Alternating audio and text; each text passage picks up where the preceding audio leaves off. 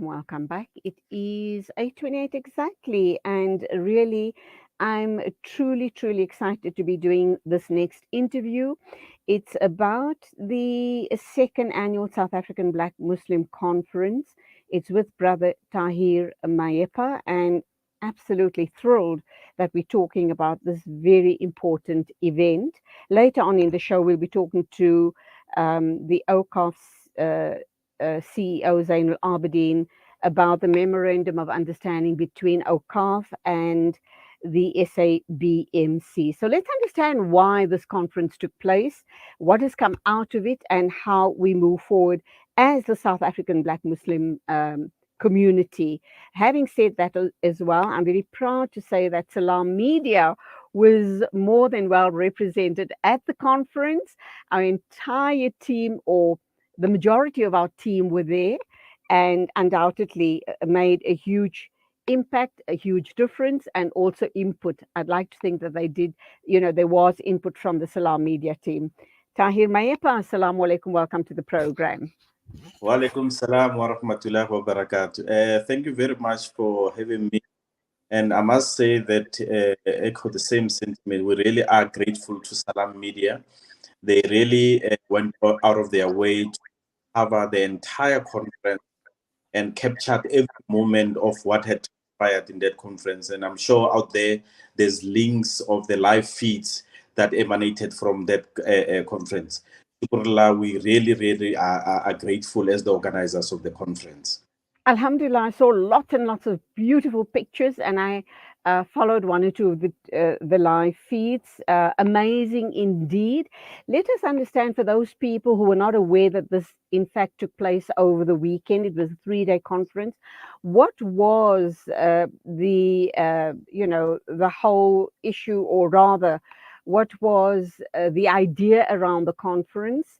And do you truly believe that the 3 days covered what you had set out for it to cover, and the way forward then post the conference? Well, Sister Julie, our problems are huge. Our challenges are huge. 3 days will never be enough to be able to cover everything that we wish to cover. However, I must say this conference was rather a little bit different. Different in a sense that we just emerged out of the COVID situation, which has devastated many lives. And you would have been aware that the theme of this particular conference this year was around economic development. Now, Wow. economic development is quite key in a situation like ours in the country, where we have huge numbers of unemployed young people. People have lost their jobs, they lost their livelihoods, and so forth. Now, the question is that how do we then consolidate? How do we then help one another to emerge out of this rather despair kind of a situation? And we had wonderful speakers who came up with wonderful research papers that dealt with those particular issues. But what was even more resounding for me was the outcomes in terms of how do we then enhance partnerships amongst Muslims. Because one of the things that people were critical about the South African Black Muslim Conference was, but why are you making it black, blah, blah, blah, we are one ummah and all that and all that. And the context, what was made very clear why we took this particular route. And those who attended, and Alhamdulillah, we had Jamiat Ulema there, we had MJC there, we had Awqaf South Africa there. So it was a beautiful interaction. And out of that, we were able to say, look, for us to emerge as one ummah, we need to assist one another.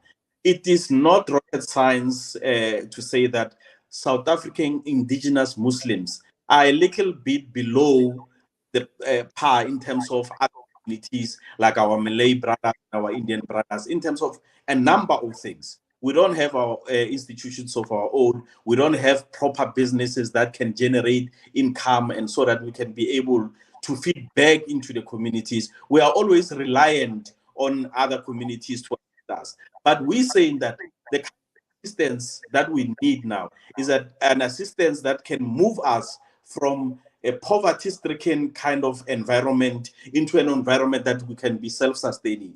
And once we are self-sustaining, we are able to achieve all the objectives that the Ummah as a whole wants to achieve. And there was a buy-in into it. And that is why the Memorandum of Understanding was signed with AUCAF, which was rather a wonderful gesture in terms of what we want to achieve moving forward.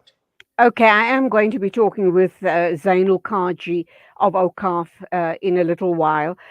So I'll leave that aside for him to attend to. Let's look at other challenges and achievements that was achieved during this conference. You spoke about papers that were presented by a whole host of brothers. Let's see what were the wonderful ideas that have come through, and is it workable? How soon are we going to see the implementation of those suggestions, inshallah? Inshallah. The presentations were made by from across all sectors of the township Muslims. And the sisters, they came up with amazing. And what was nice about this particular conference is that we managed to really allow people to say their say and vent out their frustrations in terms of how they see. And amongst ourselves, for instance, there was a sister who said, yeah, but you know what? You talk about empowerment. You talk about economic empowerment. Why these kinds of conferences are not held in townships where we can be able to empower small black businesses so that they can also benefit out of this? A very good point. But the question, do we have any institution in the township that is turnkey, where we can just come to a place, everything is there, there's accommodation, there's food, there's all those? We don't have. And this is what this conference seeks to achieve. We need to correct those imbalances. We're saying that for us to be able to get there, we need to start looking at models that are workable. We don't have to reinvent the wheel. A lot of work that has been done by our other communities. All that we have to do, we need to collaborate, get skills that are needed for us to be able to achieve those objectives, and make sure that those businesses that we put up in the townships are sustainable. Because of sustainability is one of the unfortunate aspect of most of the business that we tried to enhance in the township. They are there for a couple of months, all of a sudden they are gone. But the question is why? Why are they not successful? And there were a lot of ideas in terms of how we can be able to do that. One of the things that we spoke about is that we tend to want to do things in silos. In silos, you can only achieve thus far. But if we pool our resources and we collaborate with everybody, we are able, firstly, you have buying power. Secondly, you are able to distribute those activities across the country at a cheaper rate because of you are doing it as a group. But when you do it as individuals, definitely is going to be a little bit difficult. The other aspect was that the issue of education. We looked at the future of work. The world is changing. Most of the jobs that are driving the economy today in 10 years' time will not exist. Are we preparing ourselves for that eventuality? Do we guide our children in terms of which educational institutions they should target, which qualifications they should target that will enable them to be able to have jobs? But not only jobs in terms of having to wait for somebody to create jobs for you. You are able to study, but you yourself can be able to create jobs for, because that's what the future is going to look like. Those days of you going to school and sending CVs around is coming to an end. The world has moved far from that kind of concept. The other issue is agriculture. Who's feeding us currently? We are completely dependent on others. There's war in Russia and Ukraine. It's affecting us down, right at the tip of Africa. We don't have grain. Oil is expensive and all those kinds of things. What do we do to make sure that these kinds of situations are addressed? but it's a long-term plan that we need to start with. We need to go into agriculture. We need to go into technology. We need to be able to create our own environment, and we support one another. Because if there's no support, unfortunately, we'll not be able to achieve even half of what we want to achieve.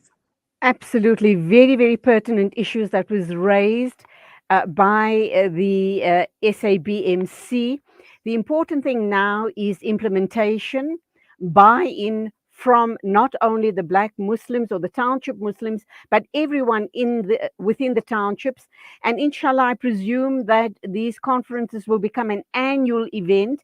Are you then going to be taking it to like KZN and other areas, not only concentrating it here in Gauteng? Well, the aspect was also rehashed to say, but you know what? We can't have this thing always in Gauteng. It looks like it's a Gauteng. But also, we need to understand, Alhamdulillah, those of us who are in Gauteng, we are quite privileged because the support that we get from the Ummah, it's amazing. And we haven't built Alhamdulillah. networks in other provinces. So one of the things that we'll be doing immediately from now is to go on road shows in all these provinces and start and enhance those partnerships, which is part of the resolution of this particular conference.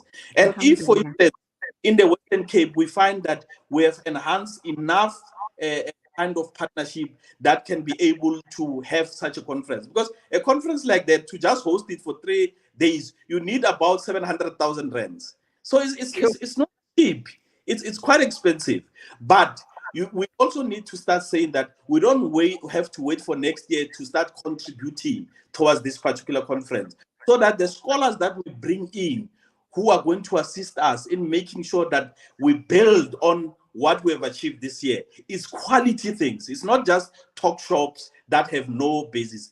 And the other thing is that, remember, South African Black Muslim Conference is not an organization like an NGO that has a stranglehold on other organizations. Our role is to create platforms where we can support the existing organizations in our localities. We don't want to take over what they are doing. We just want to enhance it and unite them so that they can work as a block towards a common goal. Okay, Tahir, whilst my producer is getting our next guest, that is obviously Zainul Kaji, that will be a different discussion. My final questions to you then is, amazing stuff seemed to have come out through the this conference. I just need an answer on feedback and accountability. Who are you guys accountable to? And when and how do you actually disperse or disseminate this very important information to the rest of the community, not only Muslims, township Muslims, but the entire community, the Muslim Ummah? Very, very pertinent question. We are accountable to the Ummah. We're going to be transparent. Every activity of South African Black Muslim is going to be made public. We are going to establish websites and apps where people can also access the papers that have been presented and the solutions that we came about. So this is going to be a very transparent process, because of whatever that we're doing, it comes from the Ummah. They are the ones who contributed, so we are accountable to all Muslims. So transparency is going to be the key factor here. Inshallah, we look forward to all of that feedback and progress, ongoing progress reports. Undoubtedly, this is very important, not only to the township Muslims, just for the want of a better word, but Yes. to the entire Ummah, the entire Muslim Ummah of South Africa and beyond. Shukran for talking to us. We're now going to cross over to Zainul Abidin Kaji, but that after an ad break. Go well, and salaam alaikum to you. 8:42 exactly, news and views right here on Salam Media.